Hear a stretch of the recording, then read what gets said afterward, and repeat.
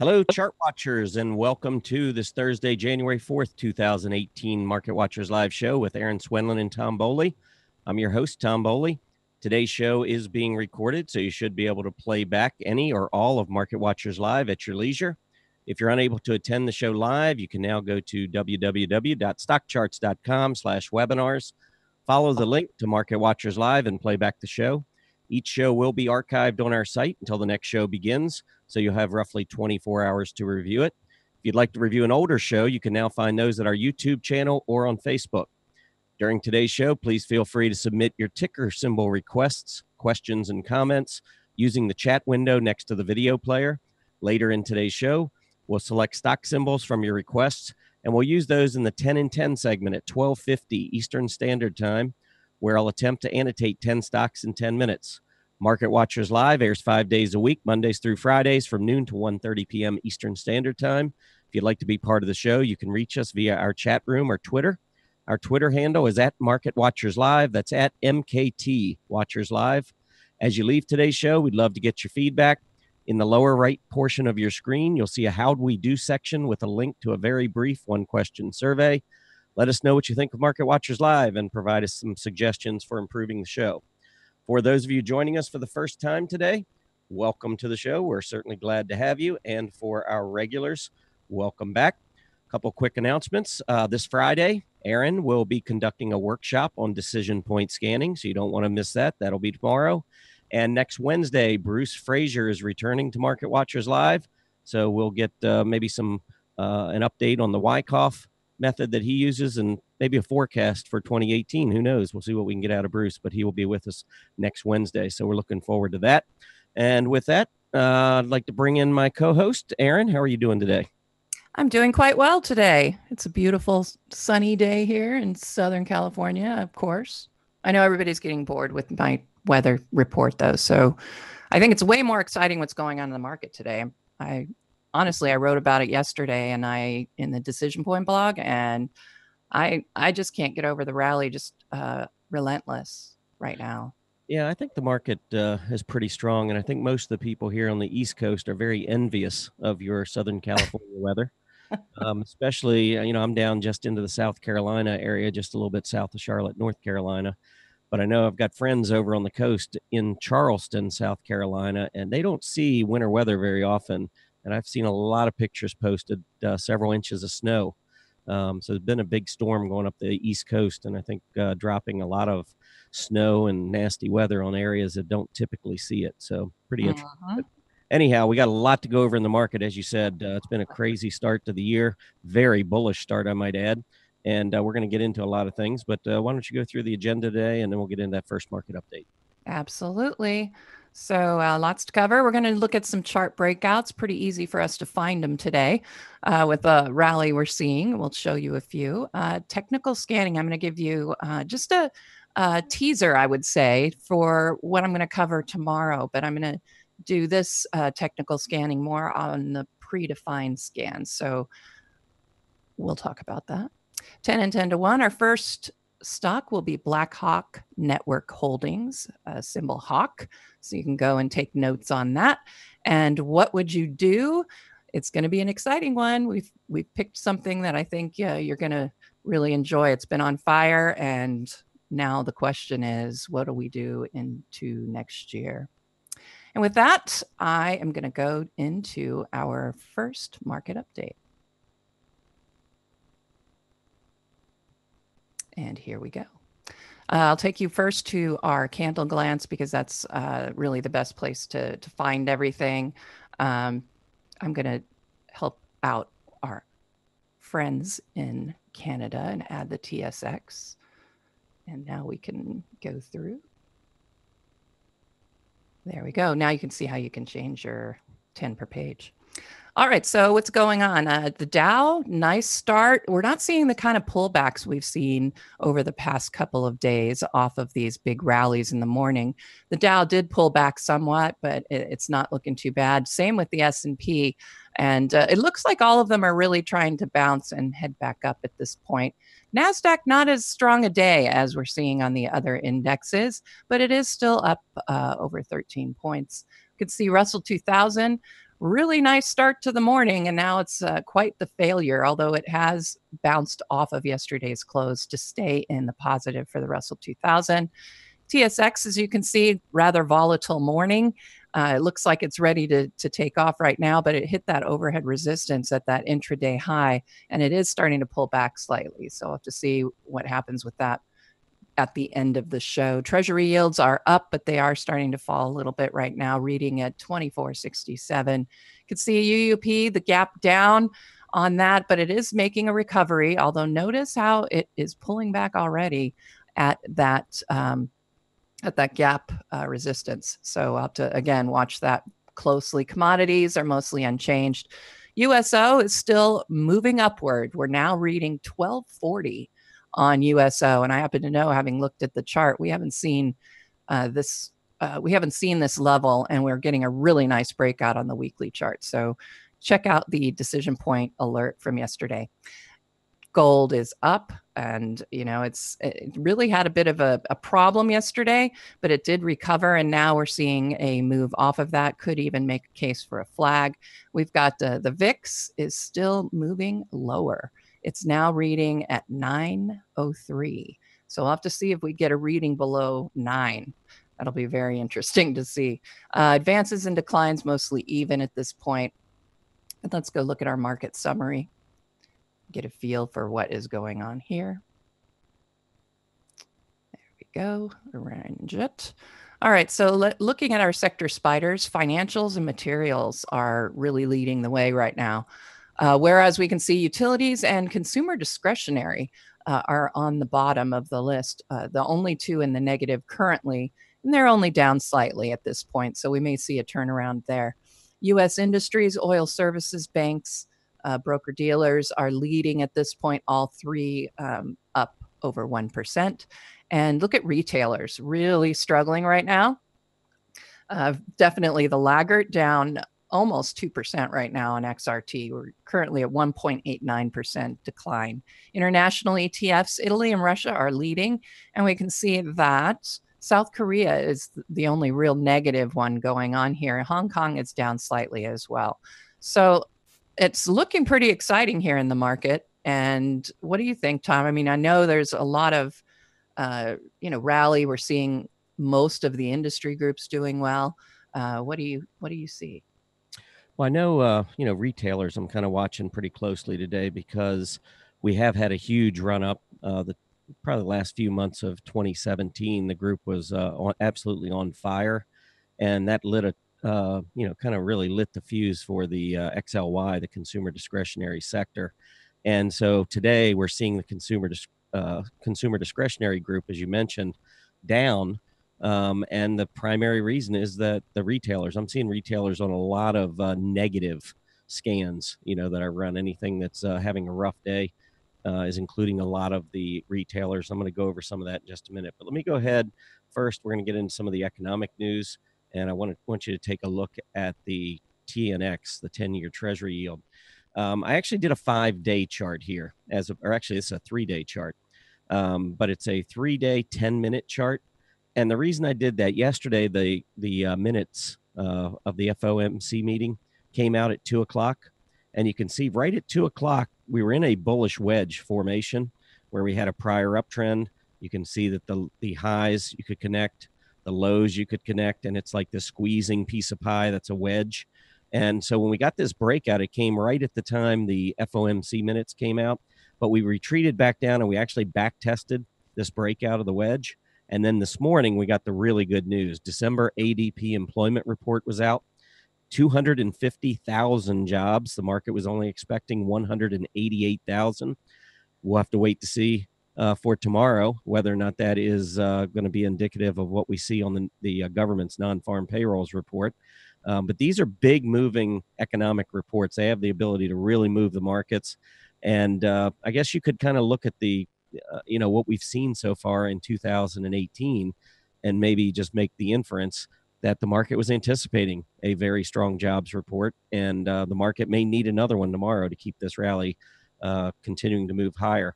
Initial jobless claims also out at 8:30 this morning, 250,000.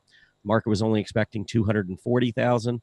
Unfortunately, even though it was a beat. That is not good news. We don't want to see higher initial jobless claims. So the market did have to wade through a little bit of negativity there. But 9:45 this morning, the December PMI services came out. That index showed that it had risen to 53.7. The market was only expecting 52.4. So literally an hour after we got a little bit of bad news on the jobless claims, we had more good news coming in with the December PMI number. So all in all, I think the numbers continue to be very strong from an economic perspective, or at least ahead of expectations. Whether or not they're strong, I guess, is up to each individual's interpretation, but they are better than expectations. And that generally is a good thing for the stock market. So as a result, we can see that we've had the big move up in the 10-year Treasury yield. Anytime it looks like the economy is strengthening, and that certainly is what we got from the ADP employment report this morning, that normally sends the treasuries into a tailspin. We'll see selling in that area and money moving into equities. And so that's what we did at the beginning. We have pulled back. I just highlighted here a couple of numbers. One in particular, right about 2.46 or so, 2.46%, seems to be a very short term. And again, I'm looking at an intraday chart, but that is a level that on this pullback I would be watching pretty closely to see. Because that on the breakout at the end of the day yesterday, we got up to this level, pulled back, and then we gapped up above it. So I would be expecting maybe on an intraday basis that maybe we'll see a rally in the yield at that point, which would mean money coming out of the treasuries and could fuel a rally, a further rally in equities later this afternoon. We'll have to watch, kind of keep an eye on that. A couple of things that really struck me, though, going through the numbers today and some of what you just spoke about. Financials, the XLF. Now, not all breakouts are created equal, and we're going to be talking about chart breakouts, and I'll get into some of this a little bit later. But the financial sector itself is rising, but just keep in mind that we saw this back in August when we broke out with a lower MACD, and it didn't work out so well. Then we got into October and early November, we broke out with a negative divergence, and it didn't work out so well. And now here we are in December heading into January with a breakout and a negative divergence. Will it, pan out this time for the bulls? I don't know. One thing I'd be really careful, though, is let's see where we finish today. Because if the XLF were to reverse and come back down, especially if I'm expecting the 10-year Treasury yield to go higher, I would expect the XLF to go with it. So we'll have to see what happens with that 10-year Treasury yield. But a false breakout here with a negative divergence would not be a good sign, technically, in my opinion. Anytime you get a reversing type candle, and that potentially could be a shooting star, we'll have to see whether or not how it finishes. But you can see back in October when we printed a bearish engulfing candle that marked the top. Here we had a false breakout with that long tail. It was like an inverted hammer. That also is reversing candle on that false breakout, and that marked the top. So it's really important when you start seeing these negative divergences to watch for potential reversing candles. I think they can be a really important signal especially for short-term traders. Longer term, I think we're in an uptrend. I'm not concerned about financials, but if we do start to see more rotation between groups, this is when it tends to happen, when you get these negative divergences. We saw it with technology recently, and as I've shown you here on this chart, it's happened a couple times already in the past 6 or 7 months to the financial group. Another group that has been kind of going hand in hand with the financials has been the industrials. And again, you can see when we've had these negative divergences in the past, we've really struggled for the next several weeks. Well, this isn't really following the lead of the financials. Here, we're getting a breakout, and the MACD still looks great. So I am seeing accelerating momentum to the upside. Also, I've circled the volume. Normally, when you're seeing slowing momentum, you don't see volume bars like that supporting a move to the upside. So XLI, I think, looks better than the financials at this point, and even the financials could be fine if they rally into the close. So they'll be important to watch today. The next group, materials, you mentioned having a good day. Look at this move to the upside. I mean, this has been very, very strong, very heavy volume, and the MACD here looks great. And I would just, one thing to keep in mind is that the longer-term weekly charts on all of these areas look very strong.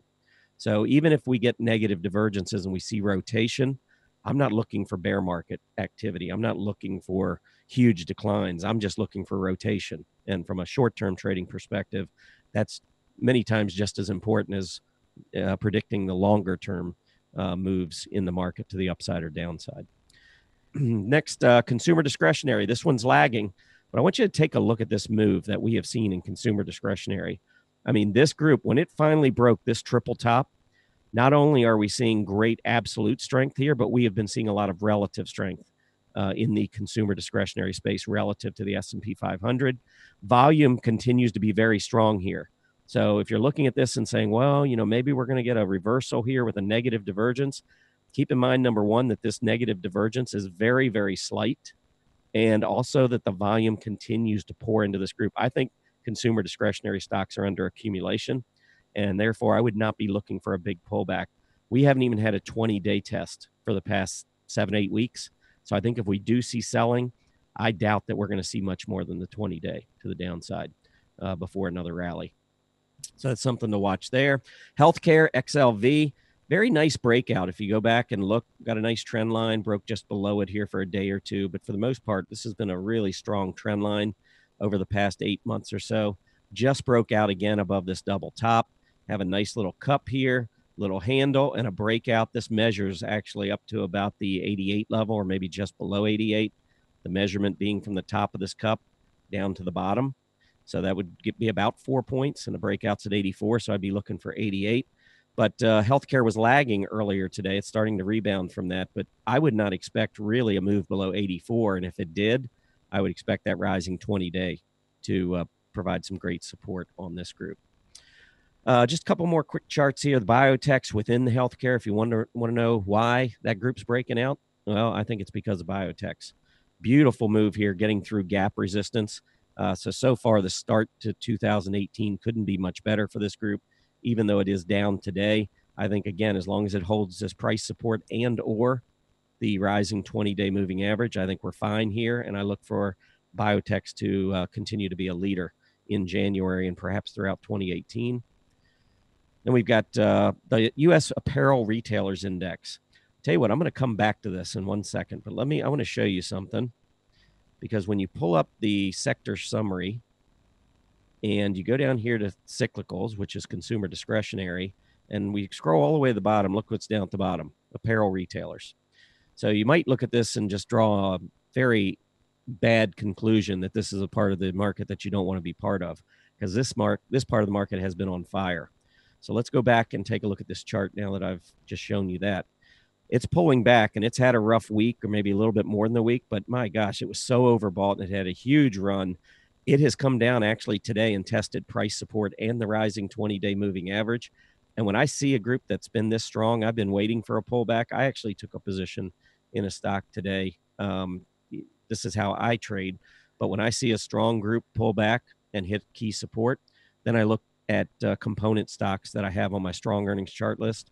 And this is the one that I have. One of them that I have, Finish Line, FINL. This thing came down, and literally I got in, it bounced. Now it's back down close to the breakout or this gap area. But I am looking at this zone right here between, say, 12 and a quarter and $13. I think that we'll probably see a reversal on this at some point in that range. We probably could also draw a little channel off the lows and the highs, that also the bottom of this channel would come into this support zone as well. So I think, stock 2 days ago was at $15. It's at $13.22 now. And look at the volume. Volume has been relatively light relative to what we saw on the move to the upside. So that's how I kind of combine things to try to figure out, where are some good areas and to try to manage risk. It's not to say that the stock doesn't fall below these levels. But again, if you're just recently we're at 15, that becomes a target. And if you can get in between, say, 12 and a quarter and 13, or maybe even where it is right now, 13 and a quarter, I think your reward to risk on a trade is certainly improved from where it was 2 days ago. So with that, I think we're going to go ahead and switch it up. I know we've been seeing breakouts all over the place, Aaron. Why don't we get into that segment, chart breakouts? What do you have today? Absolutely. All right. Chart breakouts. Here we go. I want to use, there we go. Too many screens open. Okay. So I've got a list here. And as a teaser, I just want to let you know, I created this chart breakout list by starting with a predefined scan. So when we get to technical scanning, I'm going to show you how to create or manipulate predefined scans so that you can do things like this and get well, however you think you want to see a chart breakout. So, when I first ran the scan for this, I had 100 and something stocks. So I ran, adjusted the scan and I came down to 9. So we're going to look at these on a 10 per page because I think you can still see them pretty well. All right, so these were the ones that came up, and basically I was looking for high volume movers and with a really nice setup as far as EMAs. I wanted the 50 above the 200, and I didn't want it to be a penny stock, so I adjusted that. Some of these are kind of low volume, but I'll show you how you can adjust that as well. So at this point, these were the ones I was looking at, and you can see that some of these breakouts are pretty darn impressive. And, the problem, of course, is when you get these zooms higher, where do you get in? I would say that with this, with these breakouts, what's I think interesting, and most of them are going to show you these really tall candles or OHLC bars, whichever you use. And I think those are good opportunities to watch, because when you get a big up move like this, typically you're going to pull back. And in this case, you can see this was your overhead resistance. Yesterday, it punctured up through that. Now it's making this huge move. So the expectation, I would say, is that you'll see it back off and start coming back toward that breakout point, typically. Not always, but that's what I usually look for when I see a chart breakout. I'm looking for these big moves that usually are going to pull back because it just is an extended crazy move. So I thought this was interesting. Had a pop to the upside. This I would be a little more concerned about, just because, it is a great move, 52%, I must say. But you can see that overhead resistance is sitting over here. So it's actually testing some overhead resistance from back in March. And this could be a point where you will get a back down. But some of these are pretty crazy looking. All right, Cheetah Mobile. Nice breakout, and you can see even from its March high, we're now punching up above that. The only thing I would say is currently the price is reading below that level. But if you go to the close, the highest close back here, it's at this level here at about 13, a little over 13. So we've made it past that resistance point. And look at these PMOs, really pretty. All right, here's another breakout. We can see a push to the upside. I'm not much into the candles and such, but that does look like a doji shaping up, and something to consider. But nice breakout actually yesterday from this overhead resistance area. And if I came in here, and I'm going to annotate it just a bit. All right. Feel free to comment at all, Tom. I'm always interested in what you have to say too, as is everybody else, I'm sure. I'm just watching you. I think it looks good. All right, cool. Let's keep going. All right, so one of the things I'm looking at here is a rising trend channel maybe, or, well, it could end up being a wedge. So we're going to figure this out. So what I do is I draw my rising bottoms trend line. Your trend lines are accurate as far as rising bottoms and declining tops. So if you're looking at a rising trend, you want to start with the rising bottoms and then see if it's a trend channel. You don't want to start with the tops, because a rising tops trend line is pretty much useless. I mean, that doesn't tell you much of anything. You want to look at declining tops. So if you're looking at a declining trend channel, start with the tops. And if you're looking for a rising trend channel, start with the bottoms. Just a helpful hint there. All right, so I'm going to grab this. One thing to just add to that FV, I just looked up the holdings, because this is a Focus 5 ETF. The holdings are actually ETFs. They have 5 ETFs in it. One is the NASDAQ Bank ETF. Another one looks like is industrials. There's an internet ETF, technology ETF, and then a NASDAQ 100 ETF. So it looks like there's a little overlapping in some of that as well. But yeah, so fairly aggressive, but in an uptrending market that's very aggressive. In a bull market, I would think that this is a type of a fund that would do pretty well. Yeah, absolutely. So what I I was dragging this up here so it would be even. And when I did it, it didn't match up with the tops. So I adjusted it, and now we're looking at a rising wedge. typically those are bearish formations, and the expectation is a breakdown. So it broke on the upside from this rising wedge. And typically, when I see a bullish conclusion to a bearish pattern, I consider it especially bullish because it's managed to sort of it doesn't meet those expectations of a bear pattern. And so it actually not only didn't break down, it broke out. So that's why I consider bullish conclusions to bearish patterns especially bullish, and especially bullish in a bull market in general. All right, so that's what I was noticing with that one. All right, hello, let's go. Oh, I know what I did wrong. No, don't save those changes. Okay, so let's get back to where we were with our results. Here we go. All right, so the next one up, GXG. All right, so this one isn't one of those power moves today, like we were seeing with those other breakouts. But look at the, obviously you've got this really great rally that's been in place here and is continuing.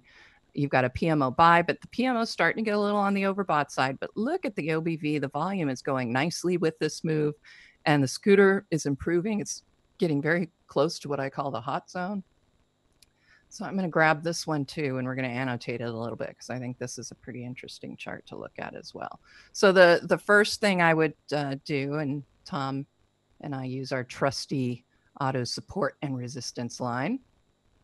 And I'm going to put it about here. So we're getting ready to hit some pretty important resistance, but there are a lot of good characteristics, I would say, on this chart. And I'll just point a few out. Of course, one is the high volume on this move. The other is that PMO buy signal. Yes, it's getting a little overbought, and I'll just throw a horizontal line in here so we can see. We've seen it get back here to this height. So it's a little bit, it is getting overbought, but we also know that the PMO can stretch out when you're looking at a very strong rally or a big move. You can see it stretch a little bit outside its normal zone. So this is a pretty hot move. Look at this. We had the 20-day EMA crossed above the 50, so that gave me an intermediate term trend model buy signal. So this is set up pretty nicely. And again, you can see that move on the scooter, and on balance volume is right behind this. I mean, you can just look here in the thumbnail at all of the volume, the accumulation going on here. All right. No.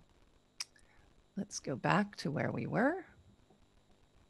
Next one, QYLD. There we go. And again, this one I really like as far as the breakout. There's a couple of good things going on here.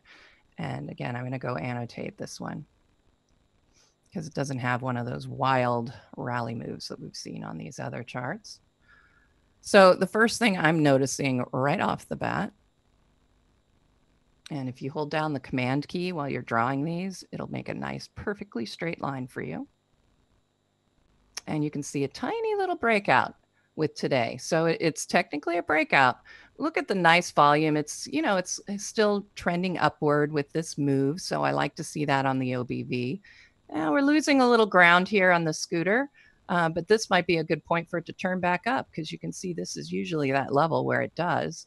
And with that nice breakout, well, a tiny breakout, but it is a breakout nonetheless at this point. I'll even thin up this line so you can see it better. There we go. Yeah. So you can see it is a breakout, just a little bit tiny, but look at the nice PMO move. Started to turn back down when we got this consolidation zone, and now it's turning back up. But look what else you could do here if you wanted to. Give you something different. See? All right. So what I'm looking at here as well, oh, that's really dark, really tiny. Hang on. I want to get a good, there we go. There's something we can see. All right. So tell me if you recognize this particular formation. That would be a flag or a pennant. You can see it in the thumbnail very clearly. And this breakout executed it. And actually, you could consider even yesterday's move as an execution, in my opinion, because it's past the top of this particular flag. So I think this is a good setup. I like the PMO move. So I thought this one was an interesting one to talk about for sure. That one also, it's a covered call strategy on a number of the NASDAQ 100 stocks. Mm-hmm. It's really, there's a heavy influence of FANG stocks plus Mr. Softy, Microsoft. Ah, So, as those stocks go, chances are that's how this ETF's going to go. right. Exactly. I'm glad you're looking up these. That's really interesting. All right, Morgan Stanley. Really nice breakout move today. And it's pushed itself. Let's go look here. I want to look at a weekly. There we go. There it is. So this move is especially impressive when I look at it on a weekly chart. Breakout over an area that's been holding as overhead resistance almost all year long, and we're gapping up above that. Nice move. Now look at the weekly PMO is just about ready to give us a buy signal. Again, when I see a move like this, an almost 9% move today, I'm going to wait for the pullback because, it's stretched out. It is quote unquote overbought. Typically, you're not going to see another giant move after this unless you're looking at a parabolic move. And while those are great to get in on, they're dangerous. I would want to maximize my profit and obviously have less risk. And so I would wait for a pullback to that area of the breakout. I would really expect to see that. Look at this as well. Let me go ahead and annotate. We're looking at a weekly chart again for Morgan Stanley. We've got this, and we've got this. And what kind of a chart pattern is this? This would be a rising or an ascending triangle. It's ascending. The bottoms are ascending. And the expectation, it's a bullish pattern, would be the breakout, and we got it. So it really executed as expected, but I would be looking for a pullback if you were interested in getting into this. We can see a PMO buy signal is already setting up, but the PMO was still pointed downward yesterday. So this move is what's really popping that PMO up there toward a buy signal. So that's something to consider. I usually think about that when I'm doing my analysis as far as the PMO, because a big giant move like this is just going to totally yank that PMO straight upward. So, you have to really look at what the PMO was doing. Where is this bottom coming in? So for example, this bottom is coming in almost even with that prior bottom, but I'm more excited about the fact that this bottom and this bottom are right in line with that move as well. And I think the financial space is still, a good place to be looking. I think you've been talking about that a lot, Tom. Let's see here. There we go. OneMain Holdings, OMF. 25% move. Boy, I just wish I'd seen these charts yesterday and known to buy. Well, of course, when you look at these charts, I don't think there really was anything in here to give you the expectation of a giant move like this. And again, this is holdings. So I don't know if you're looking that up, Tom, but look at the scooter move. Really nice. We've got the volume has come in. It has been coming in since mid-December. Again, I would be looking for, and I'm going to just annotate it really quickly here. I think we're just about ready to start our next segment. All right. I do have a couple breakouts I want to show. Oh, well then, you know what? I'm going to push it back towards you. But anyway, when you get these gaps, again, I would be looking for pullbacks before getting in. This is a nice breakout above this area of overhead resistance. So I would look for a pullback, not all the way down here, but you want to look for a pullback at about the breakout point. So in this case, I would call this the breakout point, about 3250. So I would be looking for it to come back to at least that 3250 area, possibly 32, just to give you some risk reward going on there. This would also, the $30 range would be a great pullback range, but when you've got a rally this strong, I don't know if you're going to really see a pullback quite that far. Okay, very nice selection of opportunities there. I'm going to take a little different approach, and when I look at chart breakouts, I'm just going to show you a few index charts. And to me, a breakout, I mean, obviously you can go to 52-week highs and you can look at some of the predefined scans to get stocks that are breaking out. I mean, if they're on the 52-week high list, obviously they're clearing prior highs. And so, I would say that that's a pretty good indication of breakouts. But I think that stocks that go through bases and then break out are much more likely to have a lot of steam on the upside, as opposed to a stock maybe that's gone through and hit 52-week highs 20 days in a row. Because been consolidating for 20 days in a row and then makes the breakout. I think it can be much more rewarding in the short term.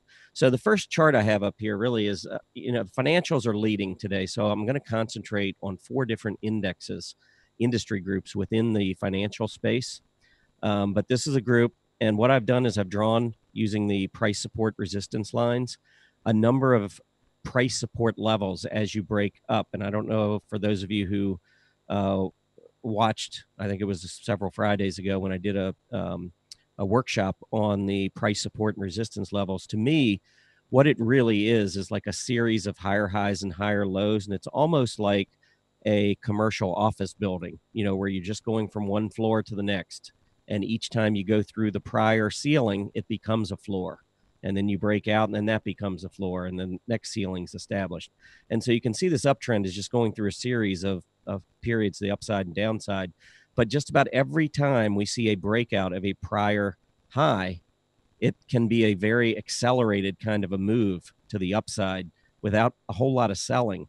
And so one of the things that I was looking at on the specialty finance group here is that we put in a high about 3 or 4 weeks ago and pulled back, and we had a little downtrend in play, and we have quickly broken out of that. And if we can clear this 207.50, 208 level on the DJUSSP, I think some of these specialty finance companies could be in for a nice run. You can see that the MACD, every time we've gotten this MACD over the past 10 months or so near that center line, that's where we've tended to make a pretty big run to the upside. And we're at that level now, just starting to turn back up again. So I think a breakout here would be very significant on the specialty finance group. A couple of others, and I don't have these annotated, but I want to go through them real quick with you. The life insurance group. Now, to me, not all breakouts are equal, and they're not all based on clearing prior highs. Sometimes they can be based on breaking a trend line. And here you can see a beautiful breakout of a prior resistance level, and then that becomes pretty good support on this pullback. Notice again, the MACD comes almost all the way back to the center line.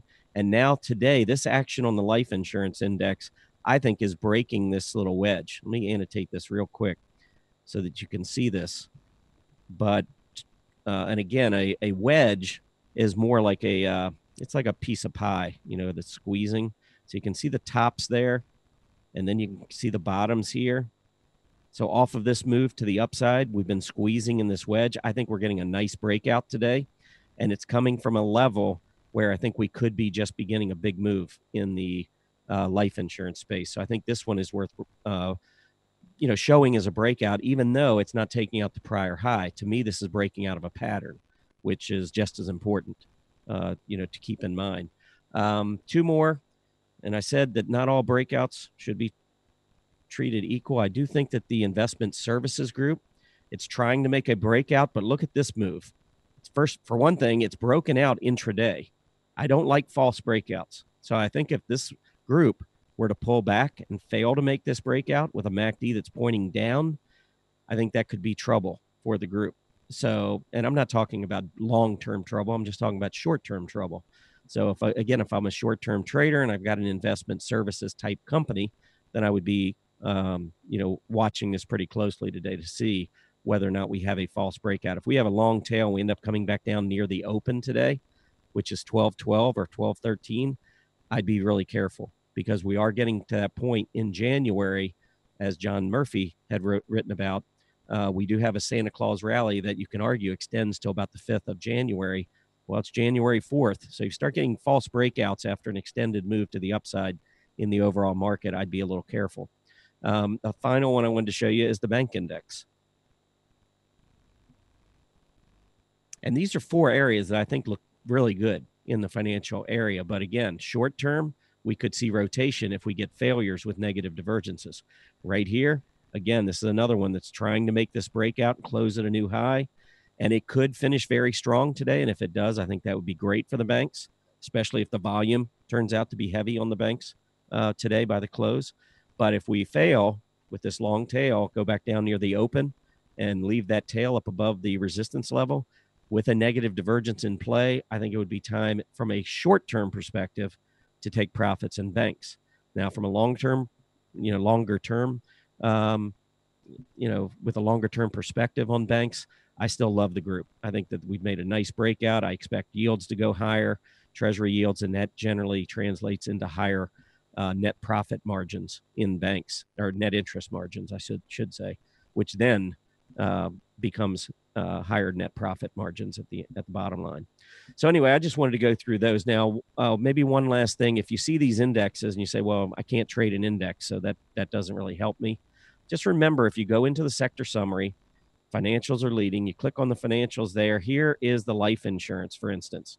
So if I say life insurance is looking good, one thing you could do is come in, click on life insurance, and these are all the companies that make up that index. You could sort it by scooter so that you could see some of the better performers and maybe take a look. Some of them might have been pulling back when life insurance was pulling back. Let me just pull up one. I don't know these off the top of my head, what they're looking like. But yeah, I mean, CNO, there's the move up, very similar to what life insurance was doing, has pulled back, and now it's trying to make a move back to the upside. So, stocks like this could be candidates based on what the overall index is doing. So I know we've got another segment coming up. We're going to take a look at technical scans. So I am going to turn that over to Aaron in just a moment. But here's a quick summary of what we just covered in the chart breakouts section. So number of stocks that Aaron went through, several indices that I just went through, and let's go ahead and take a look at technical scans. Back to you, Aaron. All right, let's do that. So what I'm going to show you, because, that's what I used very quickly, I will say, on pre-show to look for breakouts. I'm going to show you how I came up with it, or close to it anyway.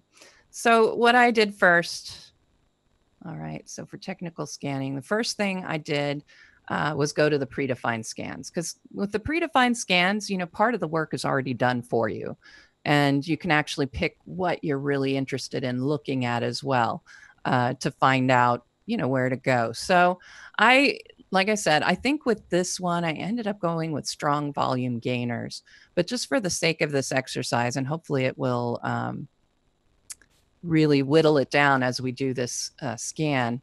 Because right now, of course, 1,071. Well, that's just, too much to look at. So we need to click, as I did, and I'm going to manipulate this scan. And of course, you need to be, I think, an extra member or above in order to be able to use the advanced scanning workbench. But I think really, as far as stock charts, this is probably one of the most the best tools. I know I use it all the time when I'm looking for candidates, etc. And, if I want to use a predefined scan, well, that one was pretty good. It called up way too much. All right. So one of the first things I'm going to do, because I noticed on that list, is that it's the various countries and exchanges. So I'm just going to pick country, and see, I put country, ticker property, and it added automatically put US. So I'm going to do that one. Let's go, since we're looking at 1,000 something stocks, let's whittle it down to a particular industry. And I think I'm going to go ahead and look at, let's look at energy. All right. So I'm going to just add right there. So we're going to look for US energy sector. And honestly, I think I can take that out because it's going to give us what we want anyway. All right, so let's just see with that first, move, that first additional criterion. Let's see what we end up getting here. All right, so we've whittled it down to 28 just by selecting a particular sector. Of course, that's going to give you a really quick way of doing it. I'm going to manipulate the scan one more time, and instead of doing the group as energy, I will take the country property. I'm going to use that. Okay, and we run that scan, and that takes us down to 798. So let's go ahead, and I'm going to look for what I like to see are EMAs. Remember the 50 above the 200. So I'm just going to add an EMA in here. It automatically sets it for volume, but if you want to use the price, this is how you would do that. So I don't want it to be a certain number. I want it to be greater than the 200-day EMA. There we go. So now let's check the syntax. I'm pretty sure I typed that right. Yes, I did. Run that scan. So we went from 700 and some, I think 700. Okay, well, we're still there, probably because they're making new highs. So that particular one didn't work so great. So let's get a little bit more. Let's see. Let's look at, actually, let's add one of the indicators. And I would add the PMO, but I'm not going to do that because I'm going to be going through decision point technical scans, the ones that I like to use and the various criteria that I like to pick using decision point indicators, etc. So I'm not going to do that today because I'm going to do that tomorrow in detail. So you will want to come on in and see that decision point scanning workshop. So I think that would be quite interesting. So let's see, let's do a percent change. All right. And notice that gives us 10% changes. Okay, now we're down to 96. So we're starting to get better. But this is really how you can go in and take something that's already there and change it, manipulate it so that it works for you. So I did save my scan that I ran earlier, I thought. Oh, maybe I didn't. Bad me. All right. So, but when I got the scan, I used, let's see, I think I used, whoops. Uh-oh, I did the wrong thing. Forgive me, everybody. My producer, forgive me. Okay. All right. Okay. That's not what I want either. All righty. My bad. I think we're still in where I want to be. Yeah. Okay. So I'm just going to go in here and I'm going to take one of my scans that I already have. My decision point scans. And I'm going to look at the 20 cross above the 50, above the 200. So I'm just going to add this scan. This is a pretty simple scan. It's not pretty right now because when I did it, there were certain symbols and I didn't understand everything. But basically, I wanted to look at the 20 being a greater than the 50, 50 being greater than the 200. So that's where I go. Now I'm going to take, let's see. And then I also have the PMO signals in here too. Just a teaser here for tomorrow. 167. So again, if you want to go in and start changing criteria just to, or to look at a particular sector or industry, you can manipulate your scans just for that particular scan if you want. So for example, we're just going to take consumer staples. Let's see if anything comes up with that. 1. So there you go. That's really the best way, I think, for manipulating scans, for, setting them up so that you can, get in there and really whittle down when you're looking at those predefined scans, and you're looking at 1,000 stocks coming up, you want to be able to get in there and start to whittle it down and focus it in on the kind of stocks that you want to look for as candidates or add to watch lists. That's how I do it. My majority of my chart lists for watch list are derived from the technical scans. So let's see here. So let me give you a quick review of what we just covered. So I went over those predefined scans, and then I introduced you to how you can get to the advanced scanning workbench in order to manipulate those predefined scans. And then I showed you pretty much where they're stored and how you can get to them. So that pretty much covers technical scanning. I think that brings us right up onto the 10 and 10. So I'm going to pass it back to you. Great. Sounds good. Yeah. And I know you mentioned the decision point scans, and you're going to be going through that tomorrow.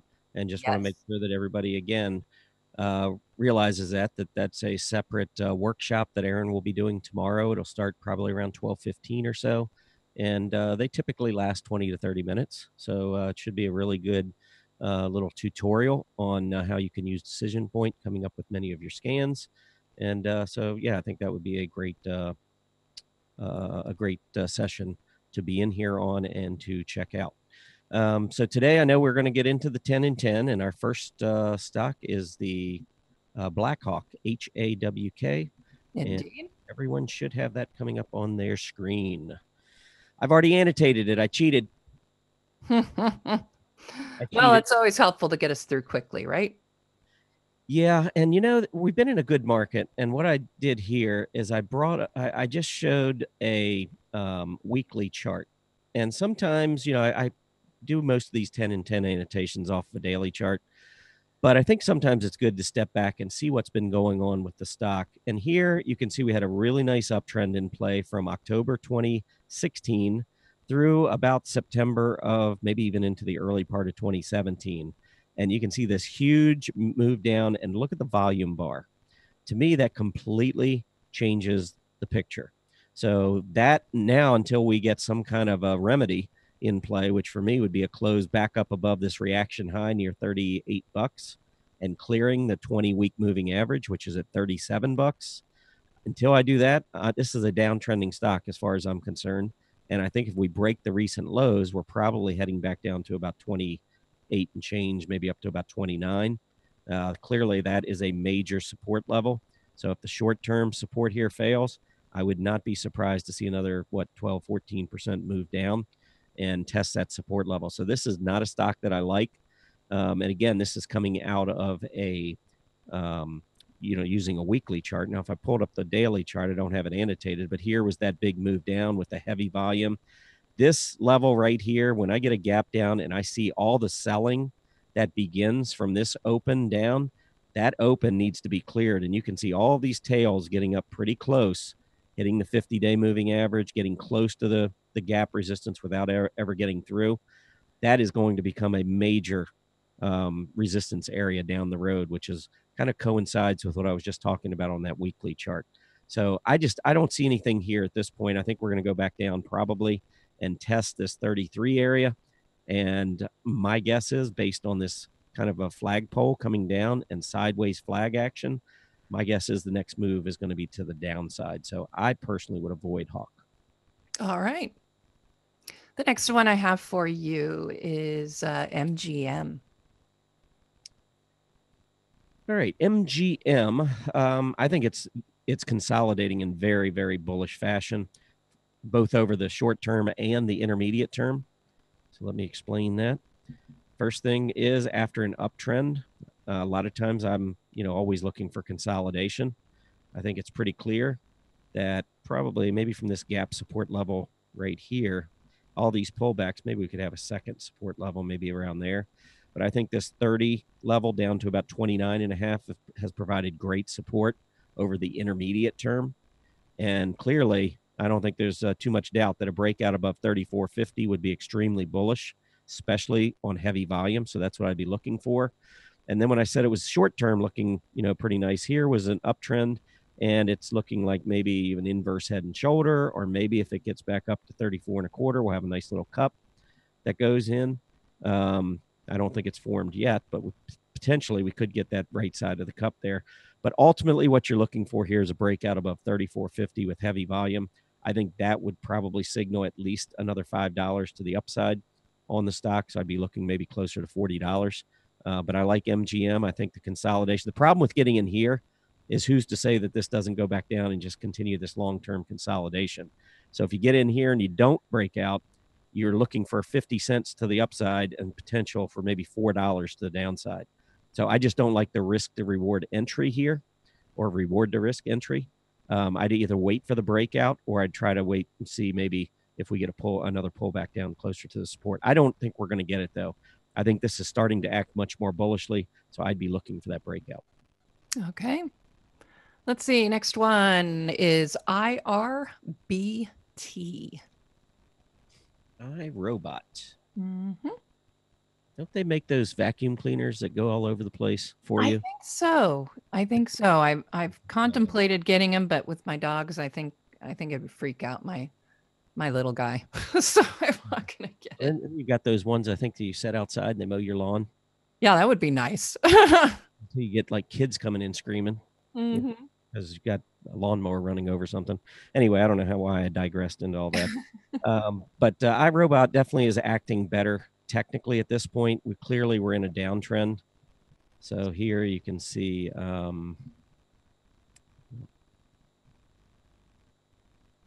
think if you draw this line, I'm a little bit off on my lines, but right there, it looks to me like we had a pretty strong downtrend line in play as we closed out 2017. But literally during December, we did make the breakout. And so far, we've gotten this golden cross, the 20 breaking back up above the 50. MACD looks good. The more intermediate term picture, when you look at the volume trends on these moves to the downside relative to the volume on the breakout, still concerns me a little bit. But as long as it holds the rising 20-day moving average, I'd be okay. I'd be a little bit more skeptical, though, if that fails. Okay. All right. Let's see the next one. Twitter, TWTR. Yeah, Twitter really closed out last year pretty strong. Let's see here, TWTR. But will it continue? Yeah, I mean, I like the chart. This one now, this is what I'm talking about when you get the breakouts. Check out the volume. This is much different than what we just saw on iRobot. So to annotate this one, I think actually a 20-day test here would be pretty strong. Few levels I'd look at. Here is your breakout in terms of price. So that gives you price support. Here you've got the top of gap support. Anytime I get a gap up like this with a solid Maribozu candle, which is essentially a candlestick where you open on the low and you close on the high. So you have this huge hollow candle that on heavy volume just reeks of accumulation. So any kind of a pullback to the 20-day top of gap support and price support, I think this is your zone. So I'm going to say it's an accumulate between 2250 and 2350. I like it. All right. Let's see. Next one. This Bud's for you. Budweiser, BUD. All right, BUD. Well, I tell you what, I made a bold call, and I'll be talking about this more probably in the chart watchers this weekend. But I think that the Brewers could be, and I'm not talking about the Milwaukee Brewers in baseball. I'm talking about the Brewers, like as in brewing, beer. I think this could be one of the best performing groups in 2018, just because it's been downtrending for a while. It's in a longer term uptrend. I'm waiting for a break of the downtrend line, but this is a group that could really have a strong 2018. So keeping that in mind and knowing that from a bigger picture, I like this group. I'm going to start looking at this downtrend a little bit more bullishly. So I'm looking here and I'm seeing this downtrend that's in play or was in play. Looks like maybe a little channel, but if you kind of draw it over here, it seems to me like maybe we're trying to make this break out of the channel. And if we can get back up above both these moving averages, we already have an improving MACD for sure. This one could be starting a more significant uptrend.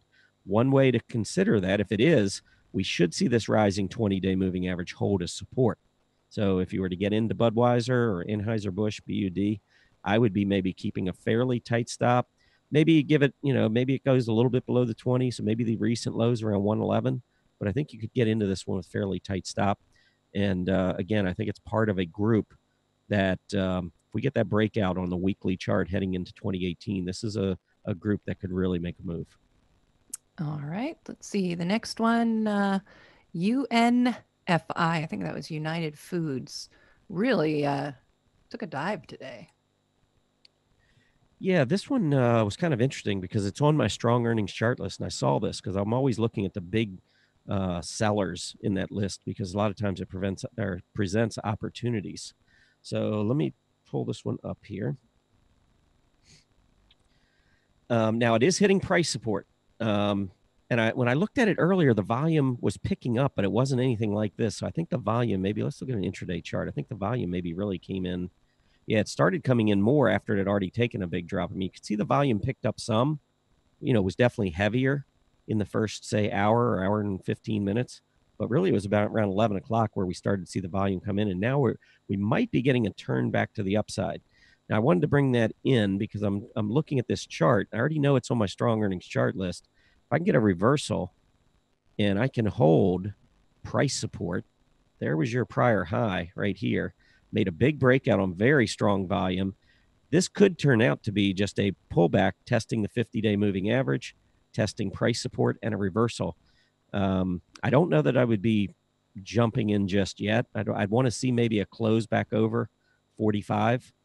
But this one could be presenting an opportunity. So it's one that I would watch into the close. I think at this point I'd pass on it, but it's one that I would definitely keep on a list, a watch list, maybe to check later this afternoon. All right.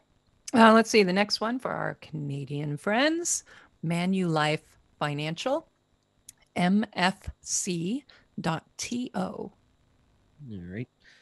I'm spending a little bit extra time on some of these, so I'll try to pick it up a little bit here. So far, I think that this stock has held some pretty key areas of support, and I would put in right there as a major support level, or maybe a zone right here. Here was the top over here. Here was this top, sideways consolidation, finally a breakout on some increasing volume. Notice these pullbacks have been holding in this area. Really nice hammer printed just a couple of days ago, and now we're breaking back up to the upside. I would actually look for a move here back up to test that 2750 level. So I like the stock in the short term, and because we are trending higher, my expectation is that we'll get a breakout here. All right. Let's see. The next one is BlackBerry, BB. Yeah, I know that you were a fan of BlackBerry, and this one's been a really good performer. Beautiful breakout. Love the volume trends here. So I think this is a interesting stock. Now it is volatile. We've seen a bunch of moves, fairly good sized moves, both to the upside and to the downside.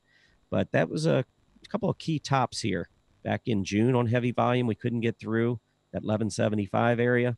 Same thing again in October after a huge move up. We stalled out there. Then we got this big volume move above it, which looked great. But still, we went back, failed to hold the breakout level. And this is why a lot of times with my trading, I've kind of been trading for years. But this pull actually hit the rise moving average. And I'm getting feedback now, Aaron. I don't know if you can maybe mute. Yeah. But anyway, I'm noticing it too. One of those days. I'm going to mute my audio, see if that helps. Okay, here's the breakout. Yeah, that definitely helped. Here's the breakout in early 2018. Very heavy volume. And so I think this pullback, anything back down to the low 12s, 12 and a quarter or so, up to 1275, because this is the top of the gap. But I would say this zone right in here is a very strong accumulation area on BlackBerry. I like BlackBerry. Okay. The next one I have for you is Johnson & Johnson, J&J. All right. And I think, I think this is the last one I have. Guess you can confirm that for me in a minute. But J&J, I think it's a beautiful cup and handle. This is a really nice looking chart. If you take a look, go back to all of these tops in the past right here, you can see we broke out, pulled back, tested it, broke out again above this level, did it on heavy volume, pulled all the way back, tested the 50-day moving average and price support, and then took off. I would even go as far as to say that we have a very nice looking cup off of this uptrend. So you connect the high, the low there, and the next high. Beautiful little cup handle. I think this is going to be a breakout above 144, and that measurement would be up to about 152. So from the current price, maybe another $11, $11.50 based on the measurement. Now, I'm assuming that we're going to make the breakout, but again, we're in a bull market. I expect to see that breakout. Okay, let's see. There is actually one more, and that would be UNFI. Did we already do that? We already did UNFI. Yes, we did. I'm only showing 9. Let's do WDC real quick. That makes 10. Okay. WDC. I think seasonality favors WDC. Let's just take a quick look at that. I remember seeing it when I was doing my seasonality review just recently.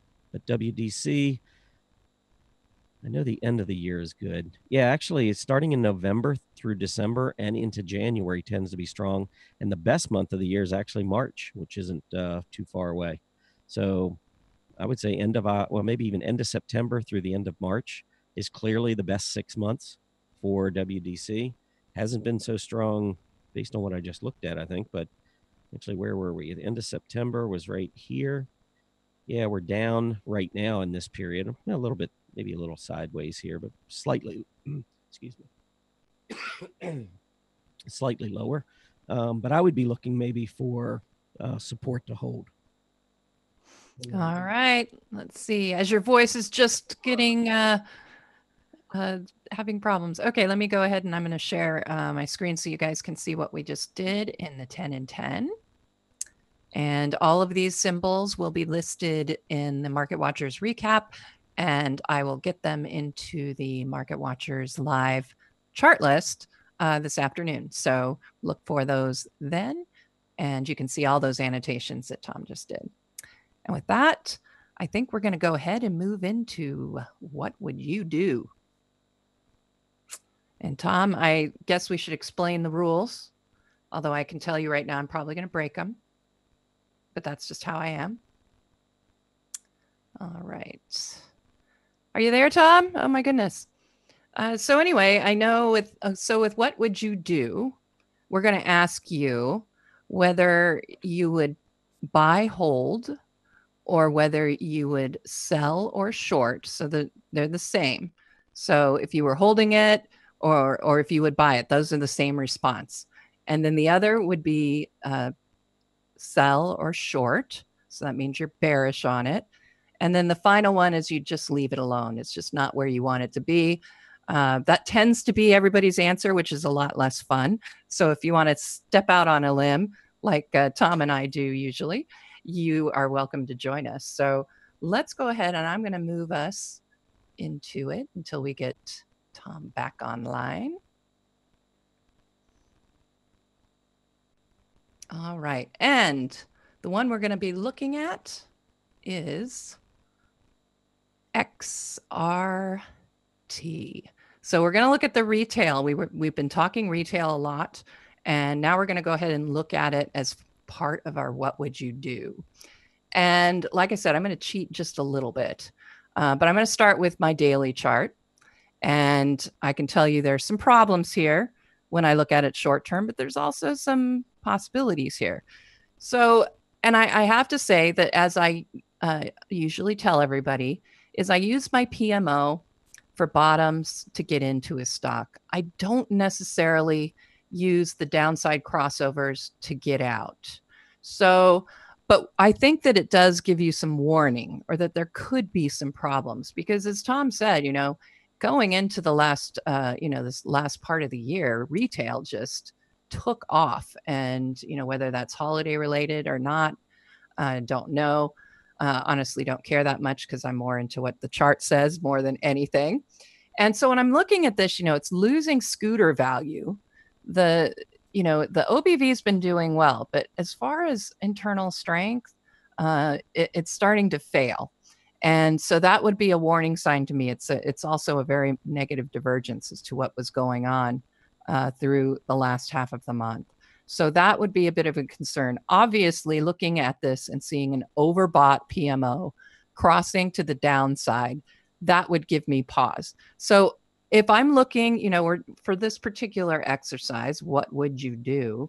You know, I have to say, you know, when I look for opportunities as far as buys, I'm always going to look for a PMO setup, because that's what I do when I get ready to buy. I'm not going to buy something.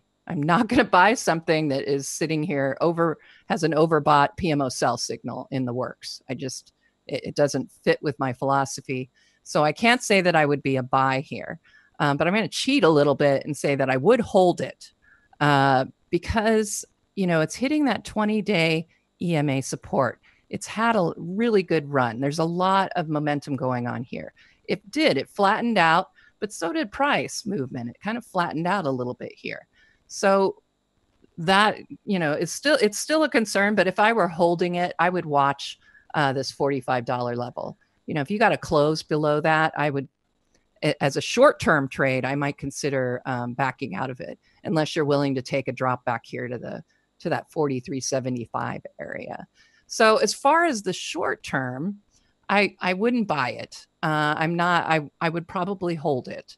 So I'm kind of cheating, like I said, but I wanted to also show you my weekly and my monthly chart, because I would have to say, after looking at the long-term charts, I probably would be a buyer for an intermediate to long-term hold.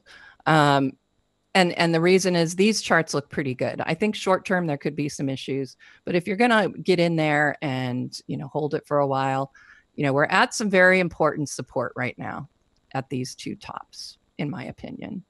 And you can see that at this point, this area hasn't been tested yet. And of course, there's an even larger area of overhead resistance at 49 that has to be tested.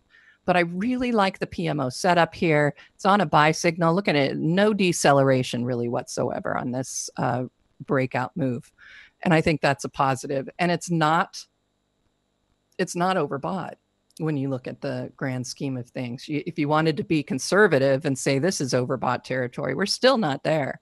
So I think on the weekly chart, there's some promise.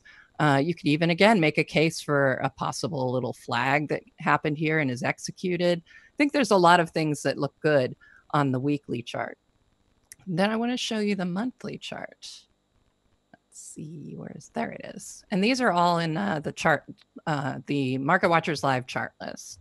I went ahead and just created them there for you. So again, when I look at the monthly chart, we've been in quite a trading range here, pretty solid trading range for quite a few years, 4 years. It really established it when it hit the top in here in 2015, but, it was already kind of moving alongside this particular area of support. So, since 2014, the retail ETF has been trading right in between this trading range, and we're kind of a little over mid-range. So there is a little bit of risk, I would say, with it coming down, but I'm looking in the thumbnail and I see that my 6-month EMA has crossed above my 10-month EMA. And everybody asks, why did you pick 6 and 10? I picked 6 and 10 because, Carl and I, having looked at a bajillion charts over the years, we just like the way the 6-month and 10-month EMAs reacted to price. It reacted the way we wanted to see it. You got this crossover back here, of course, this great run. Then you got the downside one and you ended up with that drop. It didn't get a positive crossover. I think, it was pretty much braiding through all of here. But then when you did get that downside, it did go back and test the bottom of this range. And now we're getting that buy. So I think we're we're going to test the top of this range. We're going to test all-time highs in XRT in the intermediate to longer term. So, we're getting ready we're still in this bull market. I think Tom was telling us seasonality wise, and I think we were talking about Arthur John Murphy, talking about how the first week, a lot of times, instead of a hangover from the holidays, you actually get sort of a residual bullish effect, passing through there. So I would be a little concerned short term with retail. I think it probably is somewhat overbought and needs to pull back a bit. I'm going to go back to the daily chart. And I don't know what Tom would do. He didn't tell me before the show. I'm here. You're there. Yay. Okay. Well, I'm almost done with my what would you do? Okay. So I know. And I am cheating a little. I already said that. We're at some really good support, 20-day EMA.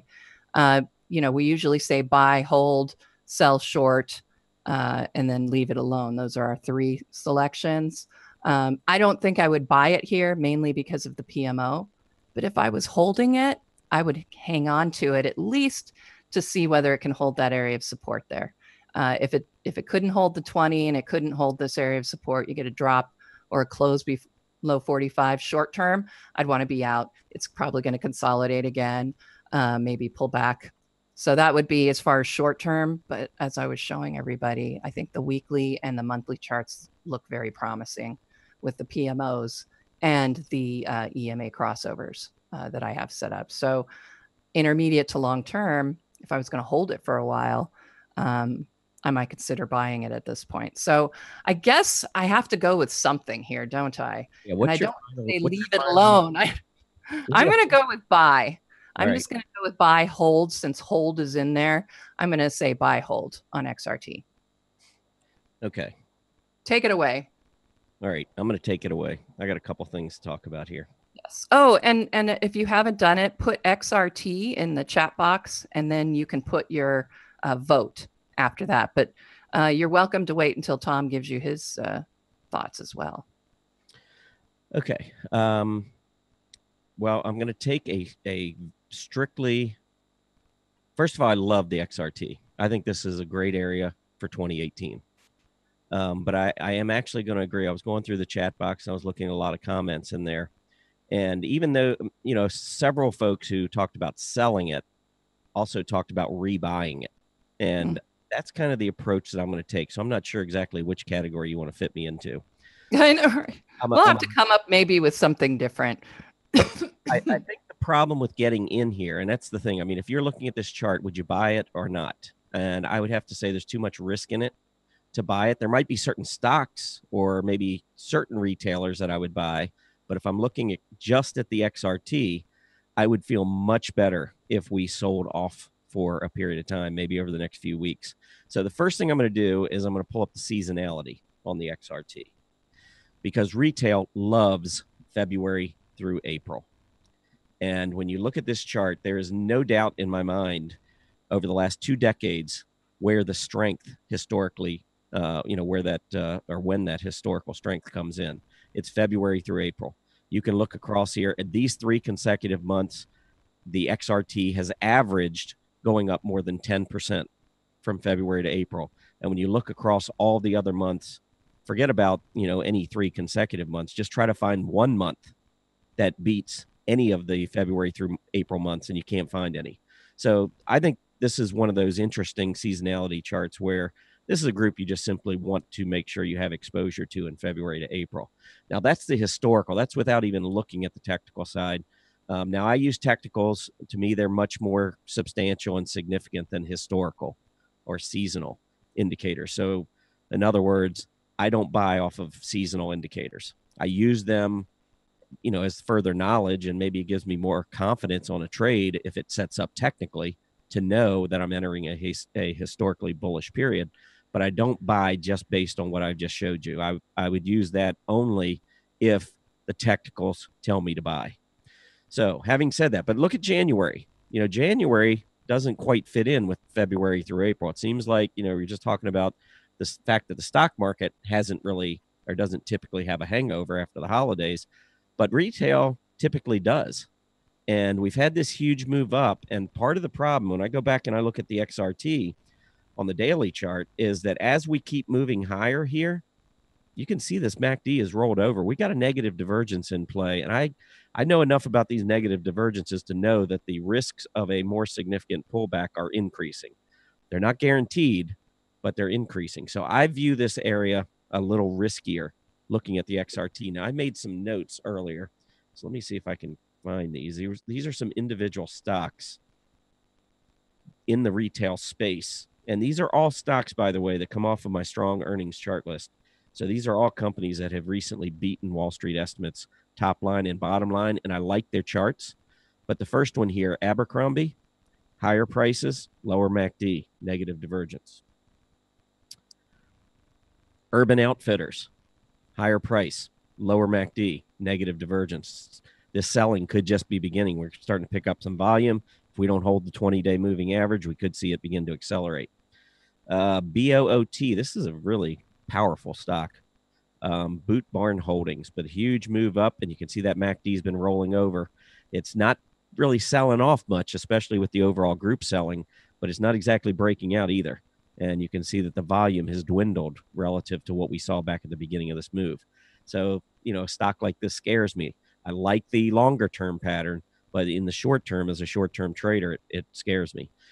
Gap, higher prices, volume's been dwindling, MACD's negative, and now we're actually breaking down below that 20-day moving average. PLCE, Children's Place, another one, higher prices, lower MACD. This, again, so far is ignoring everything that's been going on, but it's not exact. Well, maybe with the holidays, that's not been bad volume on the stock. So maybe this is a little bit of an exception. But certainly it's another one that has a negative divergence in place. Raw Stores, I love this stock. I really like the chart, love the volume trends, but here you've got another move to the upside in terms of price, lower MACD. So we've got negative divergence here. So I'm seeing a lot more negative divergences among some stocks that have been very strong. And they're no different than the financials a couple months ago when we had negative divergence. No different than the technology. Remember the XLK? Nobody wanted to sell technology, but we did finally put in that negative divergence on that high at the end of November. And you can see what happened. We sold off, went down to the 50-day. MACD got close to the center line. And then after a sell-off, the group becomes much more viable. And so that's when I look at the XRT, that's what I'm looking at. I'm looking at a group that is very strong, has just recently broken, a downtrend. And as a result, I think has a lot more room potentially to grow, especially knowing that the seasonal tendencies from February to April. But we're in January and we have negative divergences. And I would love to see these resolved during the month of January. And I think they would set up for some great trades in retail, including the XRT further down the road. So I like the stock. I mean, I would be a long-term buyer if you said you either had to be in it or out of it and you had to hold it a year, I would be buying it. And I would suffer through the short term.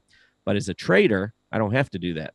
So I'm going to wait and see if I can get a little bit lower. So what I do, I would hold off. Okay. So leave it alone basically for now. Yeah. I mean, if you told me if I had to buy or sell, I'd sell it. I'll put watch list. Maybe that's what we need to do. So either it goes on a watch list, buy it, hold it, sell it, short it. We'll give people 5 choices. Not now. Today, it's just the 3, but maybe next time. Yeah. And I mean, there's some other retail, and I can go ahead and pull up a couple more of these. I mentioned earlier, I did buy FINL earlier, and this stock, is moving straight up. Its MACD is going straight up with this move.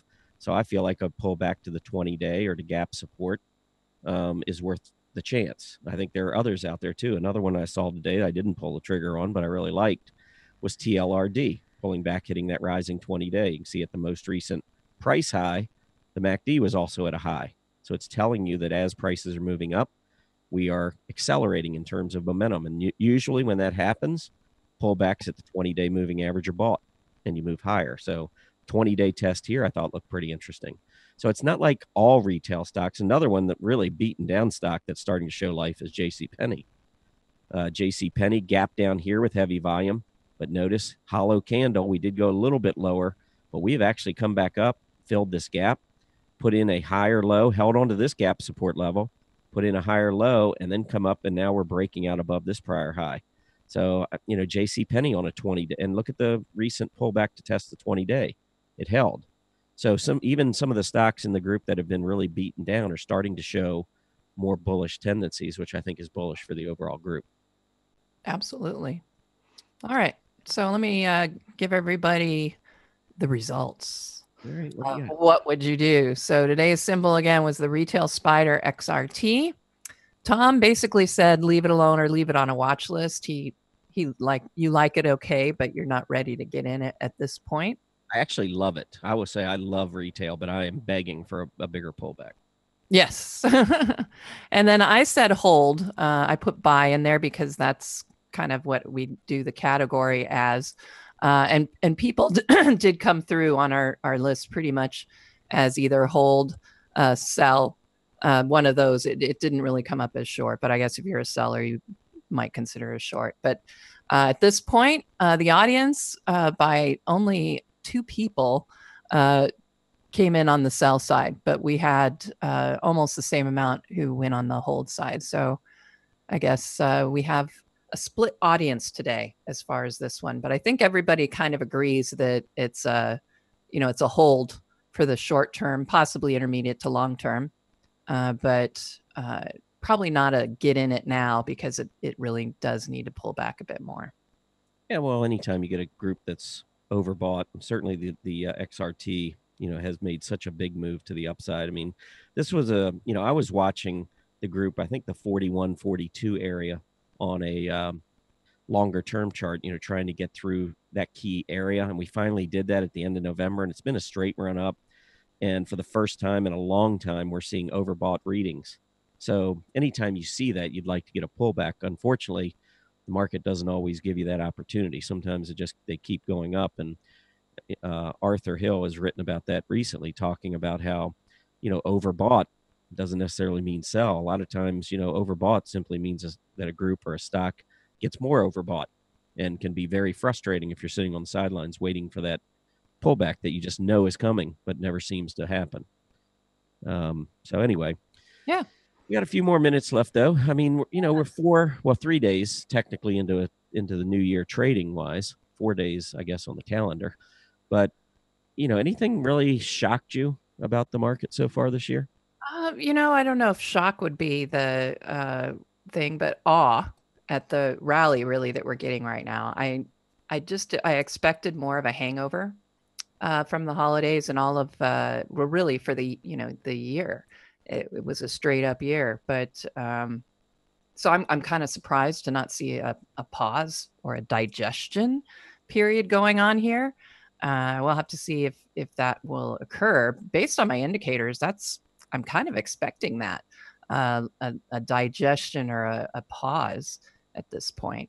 Oh, before we go though, I do want to tell everybody that Carl and I were selected 2017 Market Timer of the Year for Decision Woo-hoo. Point. Where's the hand Yes. clapping? We need one of those. I know, for Timer Digest. I mean, it's a small group of us, but they track all kinds of newsletters, and they watch what our signals are and aren't. And so this year, Carl and I, because we had a slow, steady hand, we didn't switch it up. We pretty much stayed on a buy the majority of the year. So consequently, all of the perma bulls, as we call them, at least for last year, we all tied for first, but we all get to have 2017 Market Timer of the Year after our names. So pretty exciting stuff, and really happy about Decision Point pulling that off. So Absolutely. That's something to be proud of. That's awesome. And just one more reason why everyone needs to be tuning in to Market Watchers Live every day. You got the Decision Point Timer of the Year right here. yes, So that's awesome.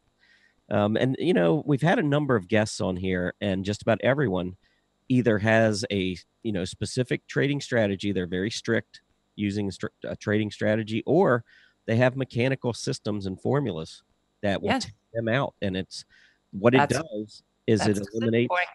What's that? That's what Decision Point. It's all mechanical. Right. It takes all the emotion out. Mm-hmm. Because face it, I think just about everybody in this room right now that's watching the show probably can attest to the fact that emotions are the hardest part about trading and investing. I mean, you got your money on the line, and when things start going against you, it's not easy to sit there and watch it without, reacting emotionally to it. So that is the one advantage to getting into a system that is more mechanical and, based more on mathematics and so forth. And when you're getting that trend to the upside, you're hanging in there. And when that trend shows that first mechanical break or crack in the foundation, you're heading for the exits. Yes. And that's when we did our book reviews a few weeks ago, one of the ones we spotlighted was Come Into My Trading Room. And I think there's another one, I can't think of the name of it, but Dr. Alexander Elder. And he has doctor in front of his name because I believe he's either a psychologist or psychiatrist. I think psychologist. I'm not really sure, but that was his original, occupation was. And he switched into trading. And so he really has written some great books on behavioral analysis and how to discipline yourself, how to set up, you guys all ask us all the time, well, how big is your positions? How long do you hold it? Et cetera, et cetera, et cetera. So as somebody just wrote in the chat room, wait until a clear pattern reaches out and grabs them by the face. That's pretty much one of the quotes from Dr. Elder. So, that's one of the things that I know I follow all the time. So, that's, you have to wait for a good setup. There's always something. There really is. Well, I know we have come to the end of another day. Unbelievable how fast it goes. thanks for everyone's patience as far as my little episode went there for a little while. Hey, that's what happens when you're coming out of one of these. It's been a rough year, by the way, for folks being sick. I know that a lot of folks at Stock Charts, I'm sure a lot of folks listening in going through the same thing. But My husband has flu for the second time. We both got it over Thanksgiving. Now he has it again. Yeah, that's not good. But definitely it's going around. And the good news is I'm actually feeling a lot better, but still don't sound the best. But anyhow, just a couple of quick reminders. Tomorrow, Erin will be conducting her workshop on decision point scanning. So we talked a little bit about scanning earlier, but if you want to find out more about decision point scanning, timer of the year, you want to be here tomorrow to check that out. Next Wednesday, Bruce Frazier joins the show again. And of course, he follows Wyckoff. So those of you who follow Wyckoff or want to know more about it, you definitely want to check out that show next Wednesday. It was great having Bruce on before. Really looking forward to his return visit. And want to thank all of you, everyone out there for stopping by. We certainly appreciate your support of the show. Please remember to complete the survey as you exit. We love to get everyone's feedback.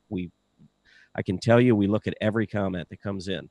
So can't always incorporate everything, but we do read your comments. We love to get your feedback on what you think of the show and any suggestions you have for future shows. As a reminder, Market Watchers Live airs 5 days a week, Mondays through Fridays from noon to 1:30 p.m. Eastern Standard Time. Have a great Thursday afternoon, everybody. We'll be back tomorrow on Friday. Happy trading.